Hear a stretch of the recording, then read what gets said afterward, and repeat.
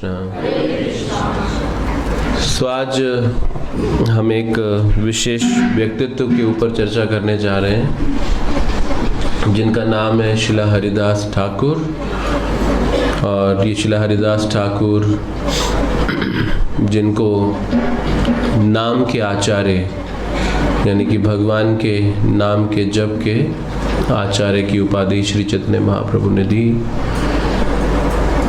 जैसे प्रहलाद महाराज जो कि एक महान भक्त हुए, एक महान वैष्णव हुए, लेकिन उनका जन्म हिरण्यकशिपु जो कि एक बहुत बड़े असुर उनके घर में हुआ। तो प्रहलाद महाराज जो कि एक महान भक्त, वो जन्म लिए एक महान असुर के घर में,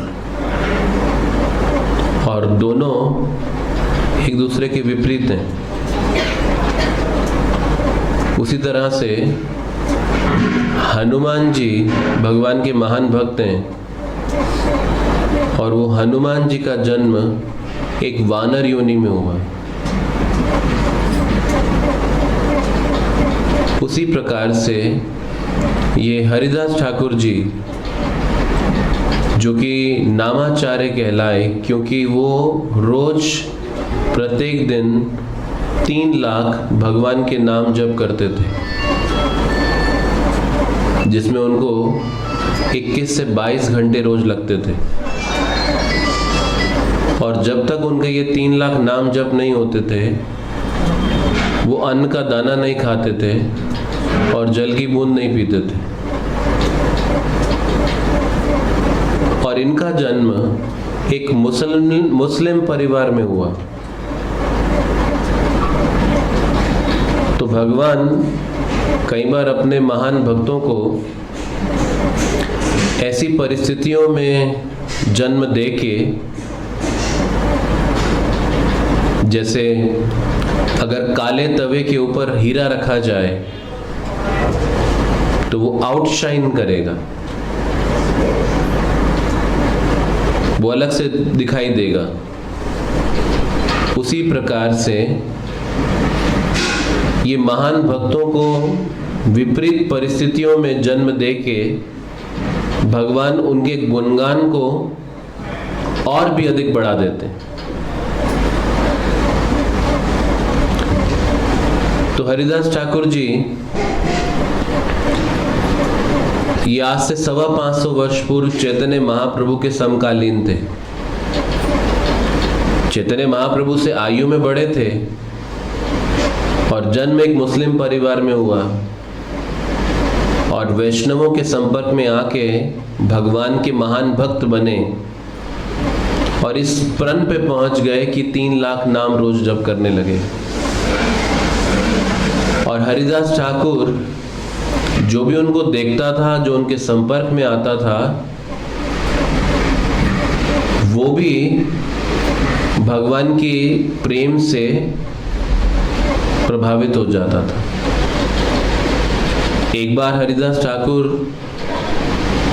एक जेल में प्रचार करने चले गए, और वहां पर उन्होंने कैदियों को देखा। तो कैदी उनके दिव्य स्वरूप को देख के इतने प्रभावित हुए, वो हाथ जोड़ के पंक्तिबद्ध खड़े हो गए उनके स्वागत में। और जब हरिदास ठाकुर ने इन सारे कैदियों को इतना भक्ति भाव से पूरित देखा, तो वो कहते हैं ऐसे ही रहिए हमेशा। सभी की कैदी लोग बड़े उदास हो गए और वो सोचने लगे, अरे हम जेल में हैं और ये क्या साधु हमको आशीर्वाद दे रहे हैं कि ऐसे ही रहो हमेशा, यानी कि जेल में ही पड़े रहो। तो वो सब बड़े उदास हो गए ये बात सुन के, ये कैसा आशीर्वाद हमको दे दिया। तो जब हरिदास ठाकुर जी ने उनके चेहरे के भाव पढ़े कि ये क्या विचार कर रहे हैं, मन में इनके क्या चल रहा है, तो हरिदास ठाकुर उनके मन की भावनाओं को समझकर कहते हैं कि जिस तरह से आप अभी कृष्ण प्रेम का अनुभव कर रहे हैं, यही अनुभव हमेशा करते रहें आप, ऐसे ही रहना हमेशा। तो बिना भक्तों के कृपा के भगवान के प्रेम को अनुभव करना असंभव है। हम अपनी साधना से भक्ति में एक स्तर तक आगे बढ़ सकते हैं, लेकिन उसके बाद हमें कृष्ण और उनके भक्तों की कृपा ही चाहिए आगे बढ़ने के लिए।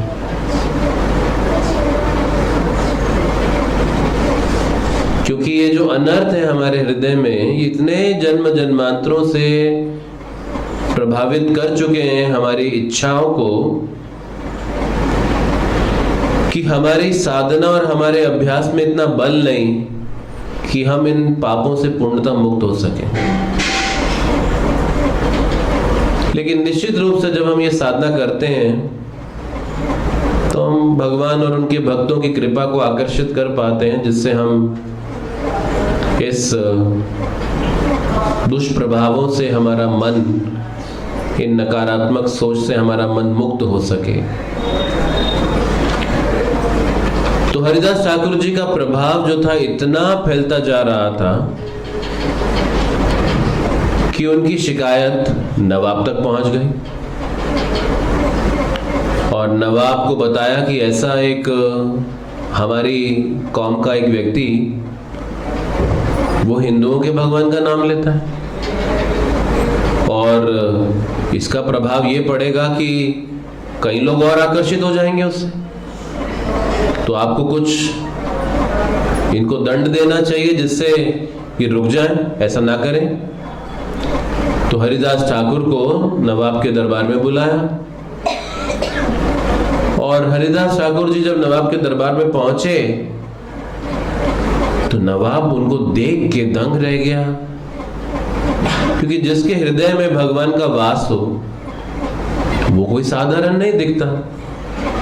तो उनके रूप और उनकी आभा को देख के नवाब बहुत प्रभावित था और क्योंकि नवाब के ऊपर अन्य मंत्रियों का और काजी आदि का इतना दबाव था कि नवाब ने कहा कि देखो, मैंने सुना है कि तुम एक मुसलमान होके ये हिंदुओं के भगवान का नाम लेते हो।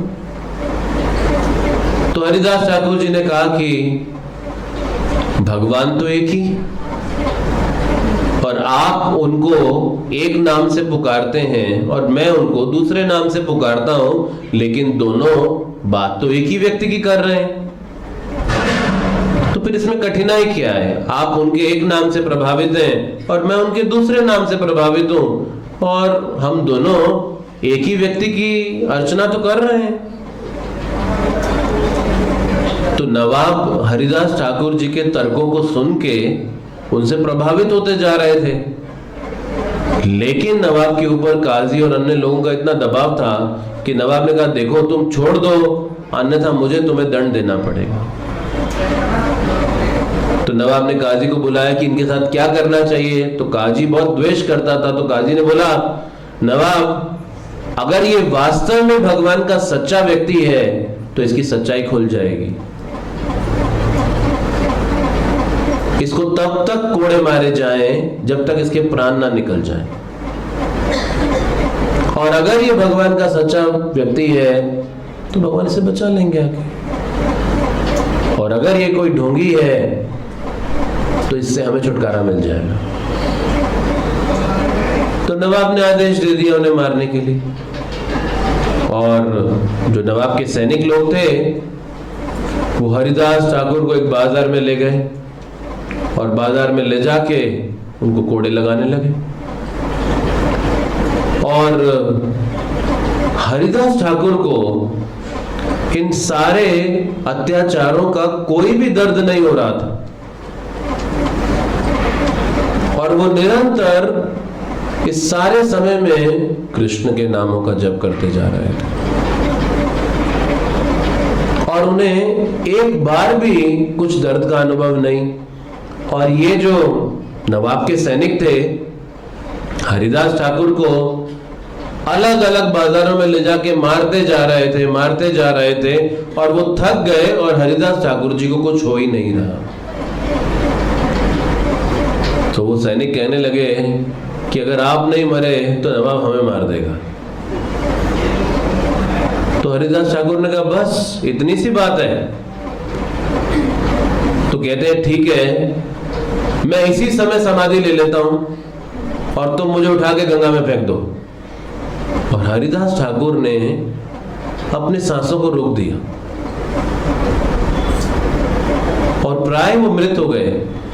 और जब सैनिकों ने उठा के उन्हें गंगा में फेंका तो उनका शव तैरता हुआ गंगा के उस किनारे लगा और फिर से वो उठ खड़े हुए चलने लग पड़े। और जब नवाब को ये पता चला कि हरिदास ठाकुर अभी भी मरा नहीं है तो नवाब ने फिर बुलाया।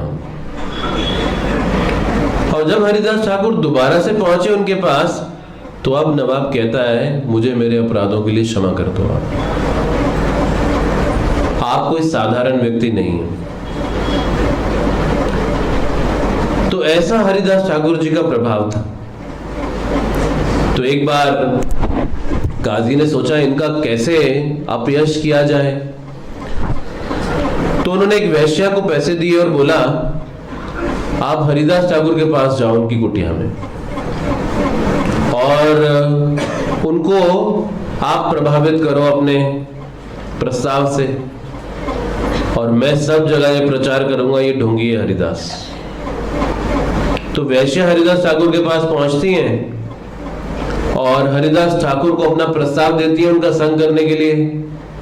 तो हरिदास ठाकुर कहते हैं कि देखो मैं तुम्हारी इच्छा पूरी करूंगा लेकिन मेरी जप संख्या भी पूरी नहीं हुई है, मुझे मेरी जप संख्या पूरी करने दो। तो वो वैश्या बैठी रही और हरिदास ठाकुर की जप संख्या तो 22 घंटा चलती थी, वो हमारी तरह 2 घंटा तो चलती नहीं थी। वो तो रुक ही नहीं रहे थे, चलते जा रहे थे। तो वो थक के चली गई, अगले दिन फिर आ गई और सारा समय बैठ के हरिदास ठाकुर जी जो नाम ले रहे थे वो सुनते जा रहे थे। 3 दिन के बाद 3 दिन तक रोज ऐसा हुआ। 3 दिन के बाद वो वैश्या हरिदास ठाकुर जी के चरणों में गिरकर कहती है कि मैंने बहुत बड़ा पाप किया आपके बारे में ऐसे विचार करके। और वो हरिदास ठाकुर जी से क्षमा मांगने लगी और वो भी रोज 3 लाख भगवान के नाम जप करने लग पड़ी। तो ये है संग का प्रभाव। वो वैश्या उनकी शिष्या बन गई और उसने अपने घर में एक तुलसी का पौधा लगाया और उसी के पास बैठ के वो रोज 3 लाख नाम लेती थी।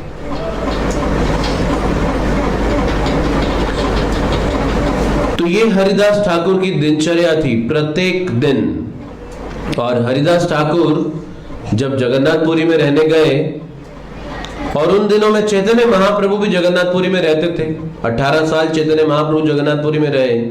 और हरिदास ठाकुर बकुल, सिद्ध बकुल नाम के स्थान में, वो पेड़ आज भी है जहां पर हरिदास ठाकुर बैठकर नाम जप किया करते थे। तो कभी आप पुरी में जाएं तो आप सिद्ध बकुल नाम के स्थान में जाइएगा, जिस पेड़ के नीचे वो पेड़ सिद्ध हो गया, उस बकुल का पेड़ जिसके नीचे बैठ के हरिदास ठाकुर जी रोज नाम जप किया करते थे। क्योंकि हरिदास ठाकुर एक मुस्लिम परिवार में जन्म लिए थे तो वो अपने आप को हमेशा अशुद्ध मानते थे और कभी भी जगन्नाथ जी के मंदिर में प्रवेश नहीं करते थे, क्योंकि उनको ऐसा लगता था कि अगर कोई जगन्नाथ जी का सेवक मुझसे स्पर्श कर गया तो मेरे स्पर्श से वो दूषित हो जाएगा। जिनके स्पर्श से वैश्या शुद्ध हो गई, नवाब का हृदय बदल गया, वो सोचते थे कि मेरे स्पर्श से जगन्नाथ के सेवक अशुद्ध हो जाएंगे क्योंकि मेरा जन्म एक मुसलमान परिवार में हुआ। तो वो कभी जगन्नाथ जी के मंदिर में नहीं गया जीवन। तो जगन्नाथ जी के मंदिर के ऊपर जो सुदर्शन चक्र है उसी को प्रणाम करके उसी का दर्शन करते थे और उसी को जगन्नाथ जी का दर्शन मानते थे।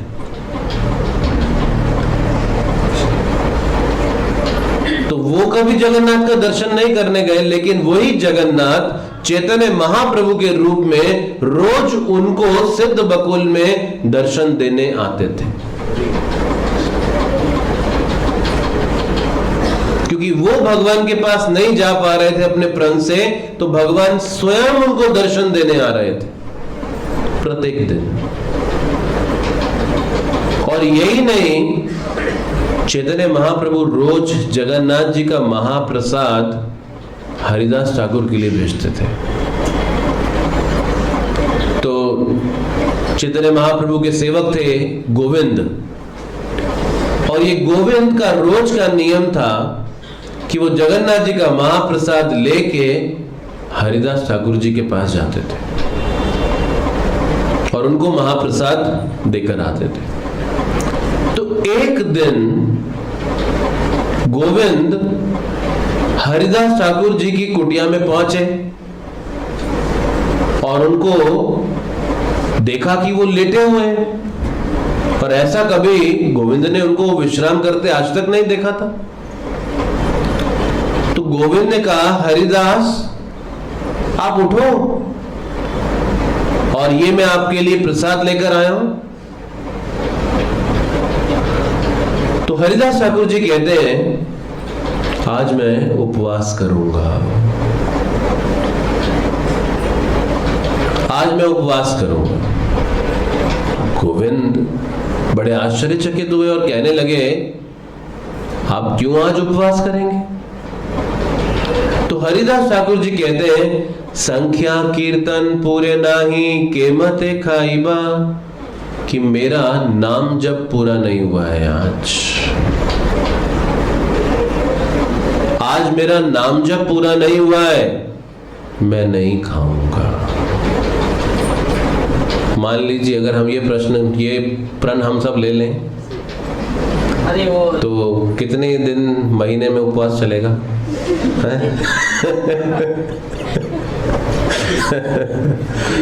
तो महान भक्तों की नकल हम नहीं कर पाएंगे, हम उतने योग्य नहीं हैं,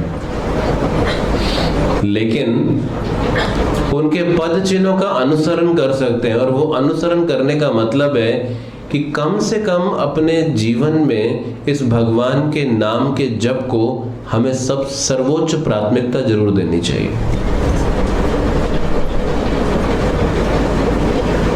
कई बार व्यवहारिक चीजों की वजह से हो सकता है कि हम सुबह का ब्रेकफास्ट लेने से पहले हो सकता है अपनी जप संख्या पूरी ना कर पाए। ये स्वाभाविक है कि आपको काम पे जल्दी जाना पड़ता हो, घर के कुछ कार्य करने पड़ते हो, सुबह आपका ऑफिस, आपका कुछ अन्य व्यवसाय आदि आपको ये अनुमति ना दे, स्वाभाविक है।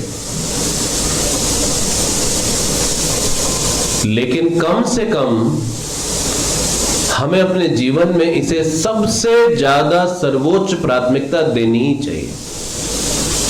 ये हरिदास ठाकुर जी अपनी इस लीला के माध्यम से हम सबको संदेश दे रहे हैं और सिखा रहे हैं कि संख्या कीर्तन पूरे नाई, आज मेरा नाम जब पूरा नहीं हुआ है और कैसे मैं खा लूं। ये हरिदास ठाकुर जी का कहना था। तो सिद्धांत उनकी इस लीला से हम पाते हैं कि हमें भगवान के नाम जप को सबसे अधिक अपने जीवन की प्राथमिकता प्रदान करनी चाहिए। ये नियम कम से कम हमें सीखना चाहिए।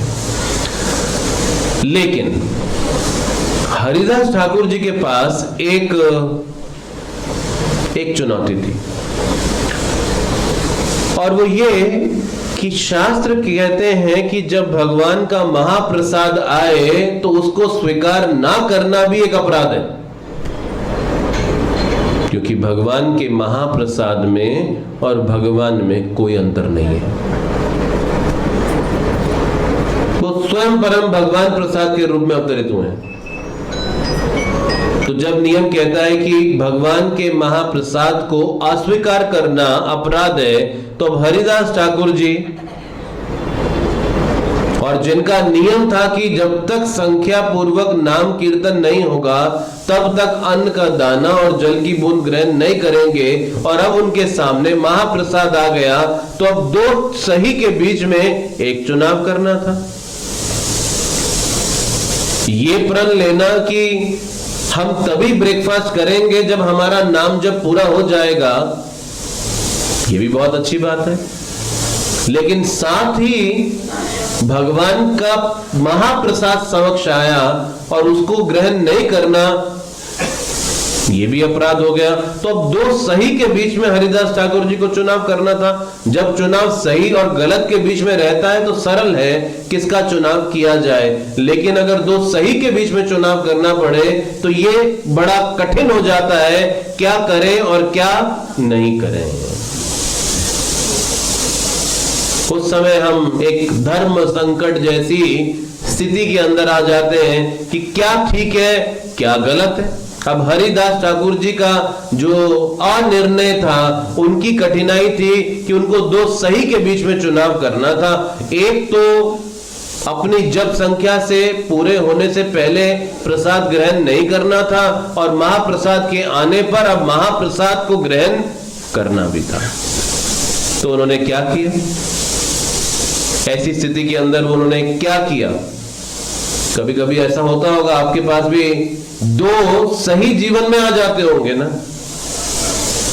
कि मान लीजिए रविवार है और आपको मालूम है कि रविवार को हरे कृष्णा कार्यक्रम में हम जाते हैं कथा सुनने, कीर्तन करने, भगवान का दर्शन करने, प्रसाद पाने, और साथ में उसी समय कोई जीवन की आपातकालीन स्थिति भी आ जाए जिसको उसी समय अटेंड भी करना पड़ रहा है आपको, तो ना उसको छोड़ पा रहे हैं और ना आपने आप को आने से रोक पा रहे हैं। तो बड़ा कठिन है उस समय किसको प्रायोरिटी दी जाए। अगर हम सब कुछ छोड़ के सत्संग की तरफ आए तो फिर आरोप लगता है, अरे ये तो देखो गैर जिम्मेदार हो गए, तो अपनी जिम्मेदारियों की परवाह नहीं करते, सब कुछ छोड़ के बस जा रहे हैं भागे भगवान के पास। ऐसे में क्या मिलेगा इनको जब अपने कर्तव्यों को ही नहीं निभा पाते। और अगर हम अपने कर्तव्यों में इतने लग जाएं तो फिर हमारा कथा, कीर्तन, सत्संग आदि सभी हाथ से जाता है। तो कभी हम भी ऐसे ही दो प्रकार की चुनौतियों में फंस जाते हैं कि दोनों ही ठीक नजर आ रहे हैं, दोनों को ही करना ठीक है, तो फिर क्या करें। जैसे माता यशोदा के सामने भी ऐसी चुनौती आ गई। माता यशोदा दूध उबाल रही थी कृष्ण के लिए, पद्मगंधा गाय का विशेष दूध जिससे कृष्ण के लिए मिठाई आदि बनाया करती थी, और उधर दूसरी तरफ वही कृष्ण माता यशोदा का दूध पी रहे थे। तो अब दूध को बचाने के लिए माता यशोदा को क्या करना था, अब कृष्ण को अपनी गोद से उतार के नीचे रखना था।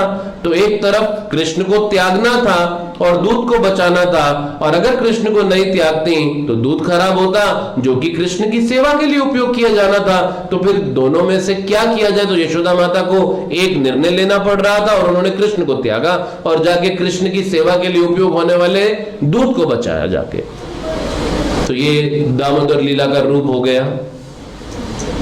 ये आरंभ हुआ वो कृष्ण की प्रसिद्ध दामोदर लीला के लिए।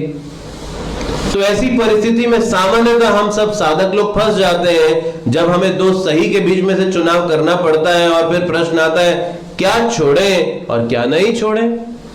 तो श्रील प्रभुपाद जी समाधान देते हुए कहते हैं कि एक गंभीर भक्त को भगवान हृदय में परमात्मा के रूप में बैठ के ददामी बुद्धि योगम तम, उनको बुद्धि देते हैं कि उसको क्या करना चाहिए और क्या नहीं करना चाहिए, किसे प्राथमिकता दी जानी चाहिए और किसे प्राथमिकता नहीं दी जानी चाहिए। तो कृष्ण हमें ऐसी कठिनाइयों से भी बाहर निकालते हैं जब हमें क्या निर्णय सही है और क्या निर्णय सही नहीं है, इसके चुनाव के ऊपर आना पड़े। तो इस समय हरिदास ठाकुर जी के लिए भी ऐसी चुनौती थी। तो हम सबके लिए अपने अपने जीवन में किसी न किसी स्तर पे इस प्रकार की चुनौती का हमको सामना करना ही पड़ता है कि कब हमें, जब दो सही का हमको अपने जीवन में सामना करना पड़े। तो हरिदास ठाकुर जी ने इस चुनौती का सामना कैसे किया? तो हरिदास ठाकुर जी ने प्रसाद को प्रणाम किया, प्रसाद को प्रणाम किया, उसे मस्तक पे धारण किया, खाया नहीं। तो प्रसाद का सम्मान भी हो गया और नियम भी नहीं टूटा, और नियम भी नहीं टूटा। तो इसलिए शास्त्र हमको समझाते हैं कि अपने जीवन की ऐसी चुनौतियों का सामना हमको व्यवहारिक दृष्टि से कैसे करना चाहिए। तो हरिदास ठाकुर जी परम विद्वान थे, इसीलिए शास्त्र के सार को समझ गए और उसको वैसा यथारूप अपना के कार्यान्वित भी कर दिया, उसे संपन्न भी कर डाला। तो हरिदास ठाकुर जी ने प्रसाद को सम्मान दिया, इसीलिए हम कृष्ण भावनामृत में प्रसाद खाना शब्द उपयोग नहीं करते। ऐसा नहीं कहते कि प्रसाद खा लिया या प्रसाद खाएंगे, प्रसाद पाना शब्द उपयोग किया जाता है। क्या आपने प्रसाद पाया या आप प्रसाद पाएंगे? प्रसाद खाना नहीं बोला जाता, इसको पाना कहा जाता है। इसीलिए क्योंकि प्रसाद भगवान से अभिन्न है, इसीलिए उसे सम्मान प्रदान किया जाता है। और इसीलिए आप देखेंगे कि हम हरे कृष्णा कार्यक्रमों में प्रसाद पाने से पहले एक प्रसाद सेवन की प्रार्थना बोलते हैं। तो जो ये प्रार्थना क्यों बोली जाती है? इसलिए ताकि वो प्रसाद आपको प्रसाद की तरह दिखाई देगा, अन्यथा फिर क्या नजर आता है? आज मेरी पसंद का बना है, आज नहीं है पसंद का। वरना हमें अपनी चॉइस नजर आती है, अपनी पसंद नापसंद नजर आती है, यानी कि वो प्रसाद होकर भी प्रसाद की तरह काम नहीं कर रहा हमारे ऊपर। अगर हम प्रसाद में भेद करने लगे कि आज खिचड़ी प्रसाद है, नहीं खाना है, या आज हमारे पसंद का है तो वो ज्यादा खाना है, तो फिर वो प्रसाद की तरह काम नहीं कर रहा हमारे ऊपर। इसीलिए प्रसाद सेवन की प्रार्थना बोली जाती है, ताकि आपको प्रसाद प्रसाद की भांति प्रतीत हो। उस प्रार्थना से हमारी चेतना तैयार होती है। इसलिए प्रसाद सेवा कहा जाता है। प्रसाद पाना भी एक सेवा कही जाती है, बनाना भी सेवा है, अर्पित करना भी सेवा है, वितरण करना भी सेवा है, और प्रसाद पाना भी सेवा कही जाती है कि प्रसाद पाने की सेवा है ये। क्योंकि वो और कृष्ण में कोई अंतर नहीं है। इसी तरह से जैसे सार्वभौम भट्टाचार्य चैतन्य महाप्रभु के एक अन्य पार्षद थे, और चैतन्य महाप्रभु एक बार उनके पास घर में सुबह सुबह महाप्रसाद लेके पहुंच गए जगन्नाथ जी का, और जैसे ही दरवाजा खटखटाया तो भी सार्वभौम भट्टाचार्य सो के भी नहीं उठे। तो जैसे ही उठे और देखा चैतन्य महाप्रभु आए और उनके हाथ में उन्होंने महाप्रसाद जगन्नाथ का दिया, तो देखते ही बिना नहाए बिना हाथ धोए खा लिया। ये प्रसाद को सम्मान देना होता है। उसमें फिर और कुछ विचार नहीं किया जाता है।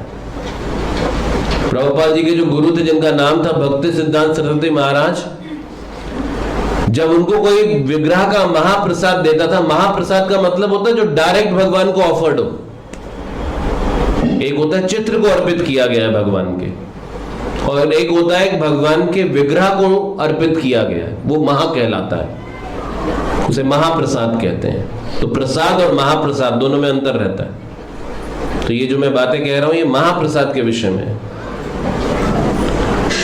तो भक्ति सिद्धांत सरस्वती महाराज जो प्रभुपाद जी गुरु महाराज, जब उनको कोई महाप्रसाद देता था तो उसकी वो 3 बार परिक्रमा करते थे पहले, और फिर उसको दंडवत प्रणाम करते थे, और फिर उसको ग्रहण करते थे। वो देने वाला सोचते थे क्या हो रहा है वो पहले वो वही आश्चर्यचकित हो जाता था, ये क्या कर क्या रहे हैं। तो ऐसी महिमा है महाप्रसाद की। तो जब हरिदास ठाकुर जी ने प्रसाद ग्रहण नहीं किया, उसको सम्मान दिया, क्योंकि उन्होंने उत्तर दिया कि मेरी जप संख्या पूरी नहीं है। तो चैतन्य महाप्रभु के पास ये संदेश पहुंचा कि हरिदास प्रसाद नहीं ग्रहण कर रहे हैं। हरे कृष्णा कृष्ण कृष्ण हरे हरे, हरे राम राम राम हरे हरे। हरे कृष्ण कृष्ण कृष्ण हरे हरे, हरे राम राम राम हरे हरे। हरे कृष्ण कृष्ण कृष्ण हरे हरे, हरे राम राम राम